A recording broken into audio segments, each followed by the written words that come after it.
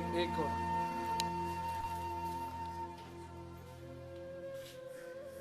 आ जाए।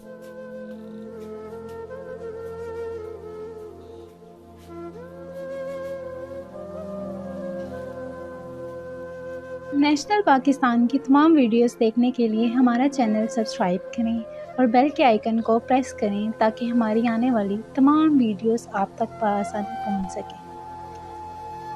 अस्सलाम वालेकुम नाजरीन, आपका मेज़बान उस्मान नसरुल्लाह और आप देख रहे हैं नेशनल पाकिस्तान। नाजरीन, आज मेरे पास जो फैमिली मौजूद है इनकी कहानी बड़ी दिलचस्प है। हुआ ऐसे कि ये हमारी बहन आज़ाद कश्मीर से भाग कर आई और इन्होंने हमारे भाई से शादी कर ली। ये आज़ाद कश्मीर से क्यों भाग कर आई और इनको क्या मजबूरी थी ऐसी, आइए इन्हीं से जानते हैं कि इनके साथ क्या मामला थे। अस्सलाम वालेकुम।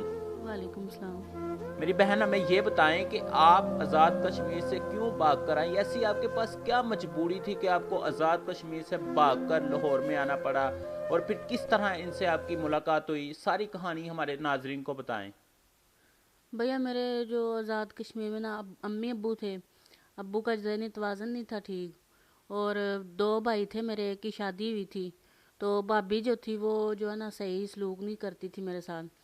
तो उसकी वजह से अम्मी ने ना मुझे यानी कि चाचू के पास छोड़ दिया था।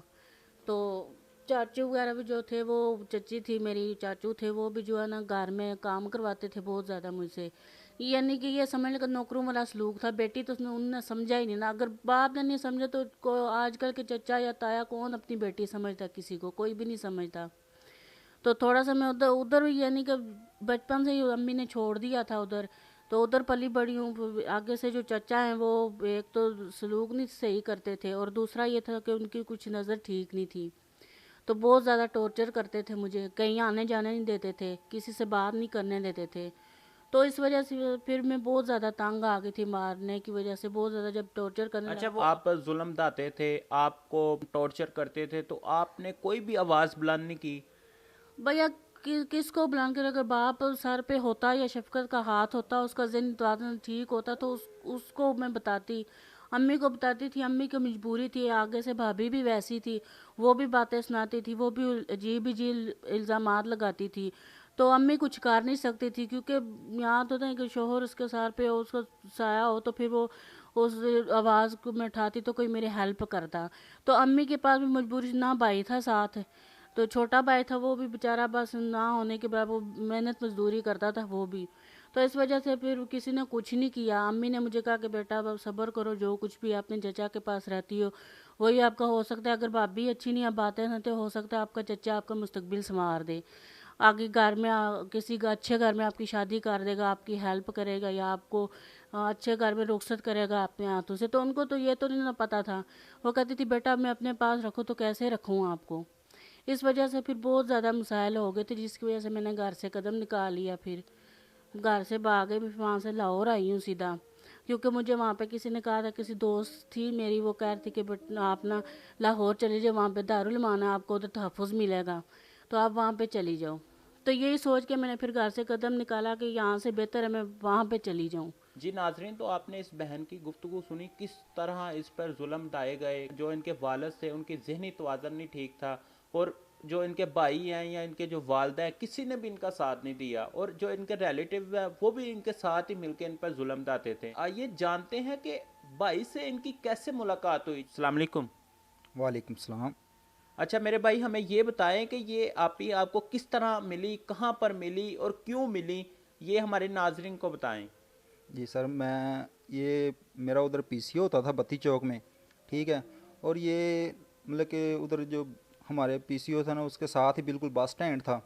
अक्सर जो सवारियाँ वगैरह ना उधर हमारे पीसीओ के आगे ही उतरती थी, ठीक है। ये भी वहाँ पे उतरी हैं बस से, तो उधर मतलब कि फुटपाथ के ऊपर खड़ी हुई थी।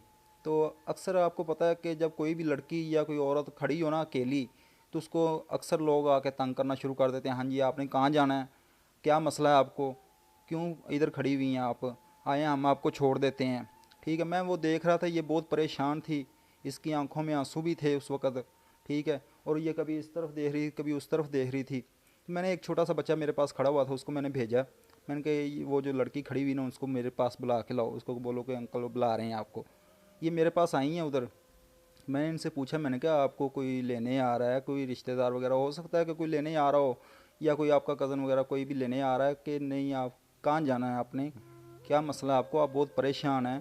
तो इसने मुझे फिर बताया कि मैं जी घर से भाग के आई हूँ, और मुझे किसी ने बताया था कि लाहौर में दारुल मान है, ठीक है, तो उधर औरतों को तो हाफ़िज़ मिलता है, ठीक है। तो मैं मतलब कि आ गई हूँ अब इधर, मेरे लिए तो ये नया शहर है, ठीक है, मैं फ़र्स्ट टाइम आई हूँ यहाँ पे लाहौर में, ठीक है, मुझे किसी चीज़ का नहीं पता है। तो अगर आपको पता है तो प्लीज़ मुझे आप मतलब कि बता दें, ठीक है। मैंने कहा चलें ठीक है, आप इधर बैठें, क्योंकि उस वक्त इसके पास ना 1 रुपया भी नहीं था, ठीक है, भूखी थी, प्यासी थी, गर्मी के दिन थे। और मैंने इनको पानी वगैरह पिलाया, थोड़ा सा खाना शाना खिलाया इसको, ठीक है। बाद में मैंने इनकी सारी स्टोरी सुनी, जैसे इनको ने मुझे बताया कि मैं ऐसे ऐसे भाग के आई हूँ, मेरे साथ ऐसे जुल्म हुए हैं। तो मैंने फिर इनको कहा, मैंने कहा आप ऐसा करें, क्योंकि दारुल मान जो है ना, मुझे पता है कि हम भी ज़ाहिर है इधर रहते हैं, लाहौर में रहते हैं, तो हमें पता है कि क्या क्या होता है वहाँ पे, ठीक है। अक्सर मैंने बहुत सारी कहानियाँ सुनी हैं कि जी दारुल मान से लड़कियों को ले जाते हैं, अगवा करके मतलब कि बेच देते हैं आगे वो, तो ऐसे होता है। मैंने कहा आप परेशान ना हो, आपकी थोड़ी सी मैं ये है कि अगर आप मुझ पर एतमाद करती हैं तो ठीक है, मैं आपकी हेल्प कर दूंगा, कोई मसला नहीं। अगर फिर भी आप कहेंगी तो आपके घर वापस छोड़ देंगे, नहीं तो आपको जहाँ आप कहेंगी ना, अगर आप दारुल मान जाना चाहेंगी तो उधर भेज देंगे आपको, कोई मसला नहीं है। लेकिन ये है कि दारुल मान में भी तहफ़्फ़ुज़ बिल्कुल नहीं है, ठीक है। उसके बाद मैंने इसको कहा, मैंने कहा मेरा एक कज़न है, तैयबू का बेटा है, वो शादीशुदा है, फैमिली उसकी है, ठीक है, वो इधर ही रहता है, तो उसके पास मैं आपको छोड़ देता हूँ, 1-2 दिन आप रहो, आप मतलब कि उनसे मतलब कि थोड़ा सा अपना दुख सुख शेयर करो, ठीक है। अगर आपको फिर भी कोई समझ ना आएगी तो फिर आप जैसे कहोगे मैं वैसे कर लूँगा, ठीक है। तो इसने मतलब कि थोड़ा सा ठंडे दिमाग से सोचा, फिर इन्होंने क्या कि जैसे आप कहेंगे, मैं आपके ऊपर भरोसा करती हूँ थोड़ा सा, ठीक है, आप अच्छे हैं माशाल्लाह, तो मैं आपके ऊपर भरोसा करके मैं आपके फैमिली में चली जाती हूँ। मैंने भाई को बुलाया, उसको इसको मतलब कि उधर भेज दिया उनके घर में, ठीक है।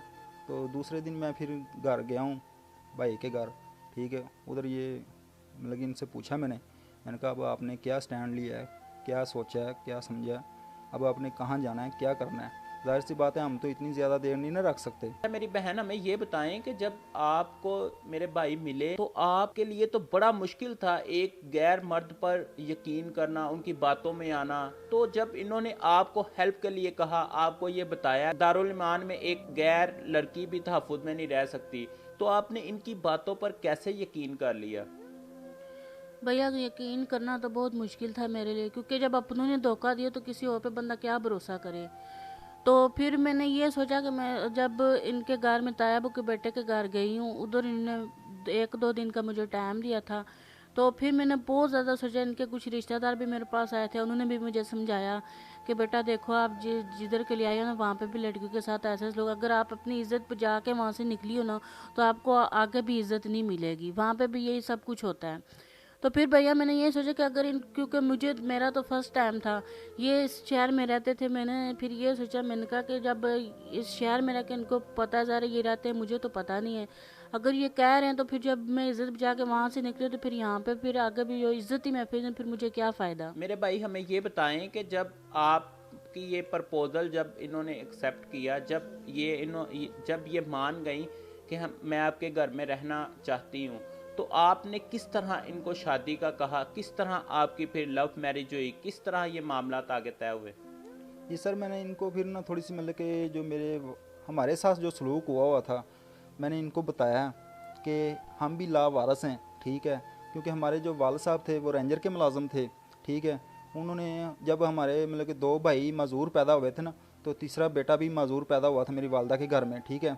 तो मेरे वाल साहब ने मेरी वालदा को डिवोर्स दे दिया कि ये तो माजूर बच्चे ही पैदा मजूर कर रही है, ठीक है, मैं इसको नहीं रख सकता, ठीक है। उसके बाद मतलब कि वाल साहब ने मतलब कि और भी शादियाँ की हैं, 7 शादियाँ की हैं उसने टोटल, ठीक है। और हम कभी किसी जगह पे धक्के खाते रहे, कभी किसी जगह पे धक्के खाते रहे। इस्लाम में तो 4 शादियों की इजाज़त है, तो आपके वाले साहब ने 7 शादियाँ कर ली?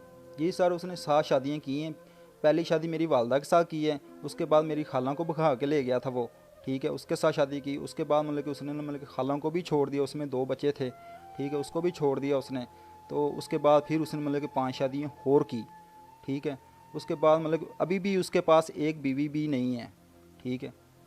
किस तरह आपके इनके साथ मामला तय पाए, किस तरह आपकी इनसे शादी हुई, किस तरह आपने इनको प्रपोजल भेजा कि मैं आपसे शादी करना चाहता हूँ?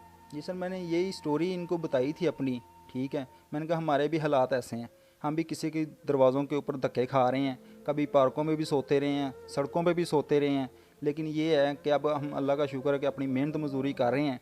चाहे हम मजदूर ही हैं बिल्कुल, ना हम चल सकते हैं ना फिर सकते हैं, लेकिन फिर भी आपके सामने हैं, ठीक है। अगर आपका दिल माने तो हम आपको अपनी इज़्ज़त बनाना चाहेंगे, ठीक है, और इज़्ज़त की रोटी भी देंगे, और इंशाल्लाह कि आपके ज़िंदगी भर का साथ भी देंगे। मेरे भाई ने जब आपको प्रपोजल भेजा शादी का, तो एक लड़की के लिए बड़ा मुश्किल होता है कि उनको सारा कुछ जानते हुए कि मेरे भाई अल्लाह इनको सेहत दे, माजूर हैं, तो आपने किस तरह इनकी शादी का प्रपोजल एक्सेप्ट किया, क्योंकि आपके लिए तो ये बड़ा मुश्किल था। जी नाजरीन, तो आपने इनकी गुफ्तगू सुनी। मेरी बहन आज़ाद कश्मीर से भागकर लाहौर में आती हैं और मेरे भाई पीसीओ में इनको हेल्प के लिए बुलाते हैं, और इस तरह इन दोनों की एक दूसरे से मुलाकात होती है और आज ये शादी के बंधन में बंध चुके हैं। इसके बाद इनसे जानते हैं कि आज ये कैसी हैप्पी लाइफ गुजार रहे हैं, और इनसे जानते हैं कि आजकल इनकी क्या मसरूफियात है, इनके कितने बच्चे हैं, और आया कि किस लव मैरिज करनी ज़रूरी है या नहीं। जी मेरे भाई, हमें ये बताएं कि आजकल आपकी लाइफ कैसे चल रही है? सर शुक्र अल्हम्दुलिल्लाह, मुश्किलें तो होती हैं इंसान के ऊपर। जैसे कि मैं देखें मजदूर हूँ, ठीक है, मेरी मुश्किलें यही हैं कि जो हमारा जो ये मकान है ये भी रेंट का है, और मेरे 3 बच्चे हैं, 2 बेटी हैं, 1 बेटा है, और बच्चे भी पढ़ रहे हैं प्राइवेट स्कूल में। उनको मैं तालीम दिला रहा हूँ कि शायद अल्लाह पाक इनकी बाजू को पकड़ ले तो हमारा वसीला बन जाए, ठीक है। ये मकान भी रेंट का है, इसमें मतलब कि 7,000 रुपये एक कमरे का हम रेंट दे रहे हैं, और बत्ती का बिल भी 3-4 हज़ार रुपये आ जाता है। और उतनी मुझे जो मैं कारोबार कर रहा हूँ, टोपी रुमाल वगैरह एनकें वगैरह, ये मैं स्टॉप पे खड़ा होकर मोटरसाइकिल के ऊपर ये सेल करता हूँ। उसमें से देखें कि 2,500-3,000 रुपया सेल होती है, उसमें से देखें कि क्या बचेगा, 600 बचेगा, 700 बचेगा, उसमें गुजारा जो है वो बहुत मुश्किल है। जिस तरह का आज का महंगाई का दौर है, तो एक नॉर्मल फैमिली का गुजारा करना बड़ा मुश्किल है, तो आप 600-700 में कैसे गुजारा कर लेते हैं? सर ये है कि जिससे मैं माल लेता हूँ ना सर, इसका मेरे ऊपर तकरीबन 1.5-2 लाख रुपया कर्जा है, ठीक है। उसका मतलब ये है कि जब मैं माल लेके आता हूँ उतनी सेल नहीं होती जितने मतलब कि घर में खर्चे होते हैं, ठीक है। वो जो होती है, जो आमदनी होती है ना, जो हमारी माल की रास होती है, वो भी हम खा लेते हैं, उससे ये हमारा कि थोड़ा सा सर्कट चलता है फिर। अच्छा मेरी बहन, ये बताएं कि माशाल्लाह आप शादी के बंधन में बन चुकी हैं, तो आया कि ये मेरे भाई आपको खुश रखते हैं अभी? भैया अल्हम्दुलिल्लाह मुझे खुश रख, चाहे थोड़ा कमाते हैं लेकिन मैं इनके साथ बहुत खुश हूँ, क्योंकि मुझे इन्होंने उस वक्त सहारा दिया जब मेरे पास कोई सहारा नहीं था। तो अब तो अल्हम्दुलिल्लाह मेरा सहारा बने हुए, मुझे कमा के ला के देते हैं। अच्छे बड़े कई जो लोग हैं वो अपनी बीवियों से काम करवाते हैं, उनको बाहर भेजते हैं, मजदूरी करवाते हैं, मेहनत करवाते हैं, लेकिन मुझे चाहे थोड़ा लाते हैं, जैसे भी लाते हैं, एक टाइम भूखा सोना भी पड़े तो कोई बात नहीं है, बस कमा के साथ, मुझे खिलाएं, बस मेरे इनका साथ साथ हैं। आपको चाहिए। क्या आपके साथ ये मेरे भाई हेल्प करवाते हैं घर के कामों में? भैया उन्होंने अगर वो अच्छे भले होते तो करवाते भी। अब तो ये कि वो, अब मैं ना भी हूँ तो वो उठ के तो पानी भी नहीं पी सकते, तो सब कुछ मैं ही हूँ इनके लिए। जो ये मेरे लिए इतना काफ़ी कि मुझे कमा के ला के देते हैं, तो वो मैं अकेले भी हैंडल करूँ। अगर मार भी जाऊँगी ना तो फिर इनका भी मैं सहारा बनी हूँ। मैं इनको सारी ज़िंदगी भी, अगर ये ऐसे कमा रहे हैं ना, तो मैं इनका साथ सारी ज़िंदगी देने के लिए, चाहे थोड़े हालात तंग हैं लेकिन अल्हम्दुलिल्लाह हम खुश हैं। अच्छा ये चल नहीं पाते तो किस तरह ये वॉशरूम में जाते हैं, किस तरह ये एक साइकिल पे या कोई गाड़ी पे किस तरह ये मजदूरी करने जाते हैं? भैया मैं उठा के लेके जाती हूँ इनको वॉशरूम में, और गाड़ी पे भी मैं खुद बिठाती हूँ, वॉशरूम भी इनको खुद यानी कि उठा के बिठाना पड़ता है, तो गाड़ी पे भी बिठाना पड़ता है। फिर यहाँ से सारा सामान वगैरह जो वो सेट करके देती हूँ, फिर ये यहाँ केक भी खुद मार के देती हूँ। फिर ये चले जाते हैं, सुबह काम पे जाते हैं, वहाँ पे सारा दिन बैठे रहते हैं, बाइक पे नीचे उतरते भी नहीं हैं, तो सारा दिन उधर बाइक पे बैठ के जो अल्लाह ताला देता है, जो रिस्क कमा रहे हैं, हलाल कमा रहे हैं, जो दे रहे हैं वो शाम को ले आते हैं। हम एक टाइम खा लेते हैं, एक टाइम नहीं भी खाते, कोई बात नहीं, गुजारा तो करना, अल्लाह पाक बेहतर करेगा। अच्छा मेरे भाई, हमें ये बताएं कि आपकी हुकूमत पंजाब से क्या अपील है, क्या आप उनसे डिमांड करते हैं कि आपकी वो हेल्प करें? जी सर, हुकूमत पंजाब को भी और सर इमरान खान साहब को भी पता है, हमारा डेटा उनके पास है, मज़दूरों वाले सर्टिफिकेट मेरे बना हुआ है और शनाख्ती कार्ड भी मज़दूरों वाला बना हुआ है, लेकिन उनको नज़र तो आता ही है। लेकिन ये है कि फिर भी हम अगर कोई जो भी हमें दे रहा है गवर्नमेंट का बंदा या कोई हमारे मतलब के जो हैसियत हैसियत लोग हैं, बाहर के मुल्कों में भी हैं काफ़ी लोग, तो ये हमें इतना सा कर दें चलें कि हम 2 मरले के चाहे मकान बना दें, क्योंकि हमारी ये किरायों से जान छूट जाए। तो क्योंकि जो जो 15-20 हज़ार रुपया इधर रोज़ाना हर महीने का निकलता है ना, वो हमारी चलो बचत हो जाएगी, उसमें हम अपना गुजारा कर लेंगे। चलें चाहे 2 मरले के मकान हो, वो हमें मकान दिया जाए और कुछ जो मेरा कर्ज़ा है वो उतर जाए चलो, और मैं अपने बच्चों को अपने मकान के नीचे सुकून से बैठा सकूं। जी नाजरीन, तो आपने मेरी बहन और मेरे भाई की लव स्टोरी सुनी, किस तरह इनकी लाजवाल मोहब्बत एक दूसरे को आपस में बांधे हुए है। मेरी आप ही बता रही हैं कि ये इनको वॉशरूम में खुद उठा कर लेके जाती हैं और यहाँ तक कि बाइक स्टार्ट भी ये खुद करती हैं अपने पाँव के साथ, क्योंकि ये मेरे भाई माजूर हैं। अल्लाह पाक इनको सेहत दे, कामरानी अता करे। और इसके साथ ही अपने मेज़बान उस्मान नसरुल्लाह को इजाज़त दें। एक नई वीडियो में फिर मुलाकात करेंगे। अल्लाह हाफिज़।